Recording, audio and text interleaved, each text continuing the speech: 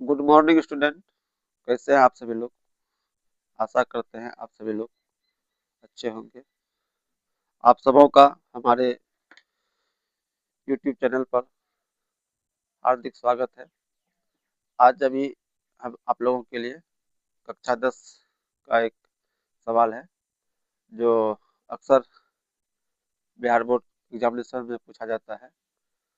सवाल है, रूट 3 एक अपरिमेय संख्या है। तो इसको सिद्ध करना है कि रूट 3 एक अपरिमेय संख्या है। तो इस सवाल को बनाने के लिए हम लोगों को विरोधाभास विधि, मेथड ऑफ कंट्राडिक्शन का वो प्रयोग करते हैं। और इसके पहले हम आप सबों को रूट 2 एक अपरिमेय संख्या है सिद्ध करके बताए हैं।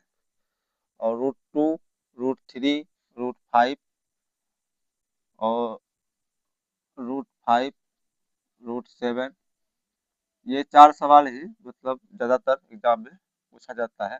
और कभी-कभी ऐसा भी पूछा जाता है 2 प्लस रूट 3 एक अपरिमेय संख्या है, या 2 माइनस रूट 3 भी अपरिमेय संख्या है। इसको भी हम लोग बाद में देखेंगे। अभी हम लोग फिलहाल देखते हैं रूट 3 एक अपरिमेय संख्या है, इसको सिद्ध करते हैं। तो कह रहा है तो सिद्ध कीजिए रूट 3 एक अपरिमेय संख्या है। तो इसमें हम लोगों को विरोधाभास विधि लगाना होता है। तो विरोधाभास विधि यह कहता है कि जो भी चीज हमको दिया गया है, जैसे यहाँ कह रहा है रूट 3 एक अपरिमेय संख्या है, तो हम लोग मान लेंगे इसका जस्ट उल्टा, विपरीत, माना कि रूट 3 एक परिमेय संख्या है। परिमेय संख्या है और परिमेय संख्या है तो हम लोग इसको लिख सकते हैं। परिमेय संख्या का डिफिनेशन कहता है, जिसे हम लोग पी बाई क्यू के रूप में लिखते हैं। मतलब रूट 3 को हम लोग पी बाई क्यू के रूप में लिख देंगे, जहाँ पी और क्यू क्या होता है। पी और क्यू एक क्या होता है, पूर्णांक संख्या होता है। क्या होता है, पूर्णांक संख्या है। और कहा गया था क्या, और क्यू नॉट इक्वल टू 0, मतलब क्यू 0 नहीं हो सकता है। इसको हम लोग दूसरे तरीके से इस प्रकार लिखेंगे, पी और क्यू एक सहवास संख्या है, बोल सकते हैं।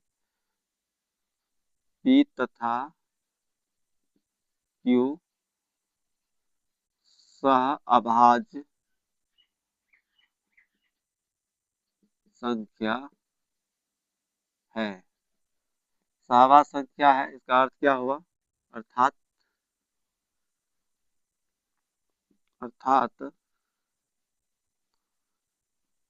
एचसीएफ जो होगा पी और क्यू का, वो कितना आएगा, एक होगा। एचसीएफ एक होने का अर्थ यह हुआ कि पी और क्यू का जो शार्प गुणनखंड होगा, या दोनों में उभयनिष्ठ गुणनखंड जो होगा, एक के सिवा दूसरा कोई नहीं होना चाहिए। तो यहाँ पर हम लोग क्या करेंगे, देखेंगे यदि कोई दूसरा एक के अलावा दूसरा कोई दोनों में उभयनिष्ठ गुणनखंड हो जाएगा, तो हम लोग बोलेंगे कि मेरा मानना गलत है। तो यहाँ पे रूट को सबसे पहले क्या करना है, खत्म करना है। रूट को खत्म करने के लिए हम लोग क्या करते हैं, उसे दोनों तरफ वर्ग कर देते हैं।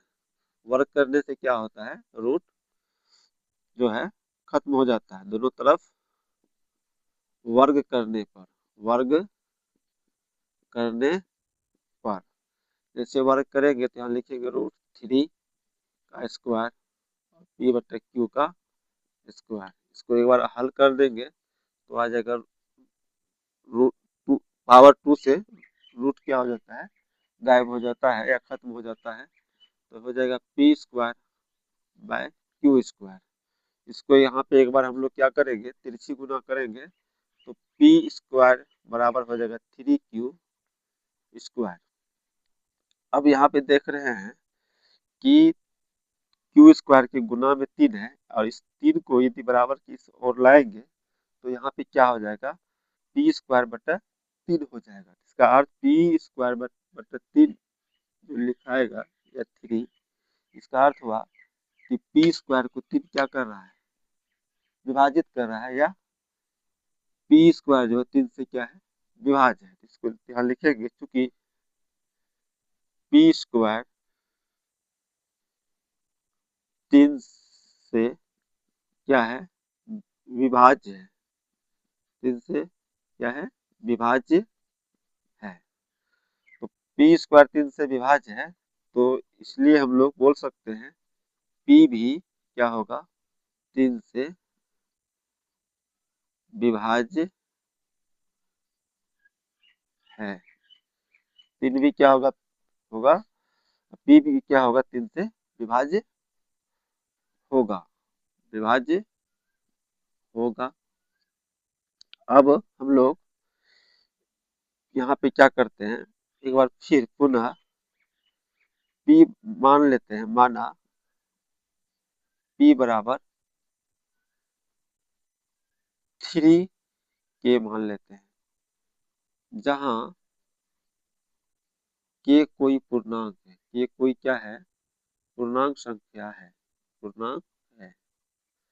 तो इस पी का मान हम लोग क्या करेंगे, यहाँ पे इसको हम लोग समीकरण 1 मान लेते हैं, इस 1 में रखेंगे, तो यहाँ लिखेंगे पी का मान समीकरण 1 में रखने पर, जब से समीकरण 1 में रखेंगे तो पी का मान 3k है, तो 3k का स्क्वायर हो जाएगा, इक्वल टू 3q स्क्वायर हो जाएगा। इसको थोड़ा सा हल कर लेते हैं, तो हल करेंगे तो यहाँ होगा 9k square equal to 3q square. इसको हम लोग क्या करेंगे, अब थोड़ा सा और हल करेंगे तो 3 से 9 कट जाएगा, 3 से 3 बार में 9 कटेगा, तो बचेगा क्या, 3k square equal to Q square. इसको एक बार हम लोग इस प्रकार लिख लेते हैं, Q square equal to 3k square. यहाँ भी देख रहे हैं के स्क्वायर के गुना में 3 है, यदि इस 3 को बराबर के इस ओर लाएंगे तो क्यू स्क्वायर के बटे में आएगा, और क्यू स्क्वायर के बटे में आएगा तो इसका अर्थ क्या होगा कि क्यू स्क्वायर 3 से क्या है, विभाज्य है। यहाँ लिखेंगे क्योंकि क्यू स्क्वायर 3 से विभाज्य है, इसलिए क्यू भी क्या होगा, 3 से विभाज्य होगा, क्यू भी 3 से क्या होगा, विभाज्य होगा। तो यहाँ लिख सकते हैं, अतः क्या देख रहे हैं कि P भी 3 से विभाज्य है और Q भी 3 से विभाज्य है। तो हम लोग लिखेंगे 3 जो है P तथा Q दोनों का क्या है, उभयनिष्ठ, उभयनिष्ठ, उभयनिष्ठ गुणनखंड है। 3 P तथा Q दोनों का क्या है, उभयनिष्ठ गुणनखंड है। तो यह क्या हो गया, उभयनिष्ठ गुणनखंड हो गया। यहाँ पर हम लोग बोले थे कि क्या माने थे कि यह सहवास संख्या है, तो इसका उभयनिष्ठ गुणनखंड 1 होगा। इसके अलावा दूसरा भी क्या हो गया, इसका एक उभयनिष्ठ गुणनखंड आ गया, उभयनिष्ठ गुणनखंड आ गया क्या, 3। तो हम लोग लिखेंगे यह विरोधाभास है, यह विरोधाभास है, यह विरोधा क्या है, यह विरोधाभास है। क्यों विरोधाभास है, क्योंकि क्योंकि क्योंकि यह विरोधाभास है क्योंकि P तथा Q, P तथा Q एक कैसा संख्या था, सह अभाज्य संख्या है, सह अभाज्य संख्या है। तो इसलिए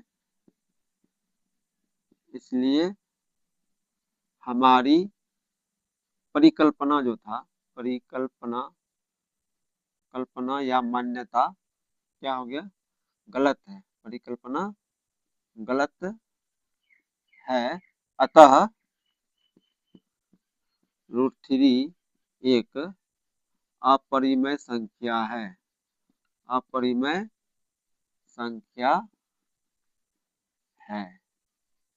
तो इस प्रकार से यह सिद्ध हो गया कि √3 एक अपरिमेय संख्या है।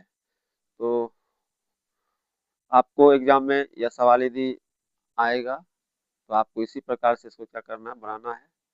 उम्मीद है कि आप लोगों को समझ में अच्छे से आ गया होगा। और यदि आपको यह वीडियो अच्छा लगा तो आप अपने दोस्तों के पास शेयर करें। यदि आप हमारे चैनल पर नए हैं तो चैनल को सब्सक्राइब करें। आप लोग एक बार इसको अच्छे से देख लीजिए और अपने नोटबुक में उतार के इसको 1-2 बार रिवाइज अवश्य कर कीजिएगा, ताकि एग्जाम में आप अच्छे से इसको बना सकें। ठीक है, धन्यवाद।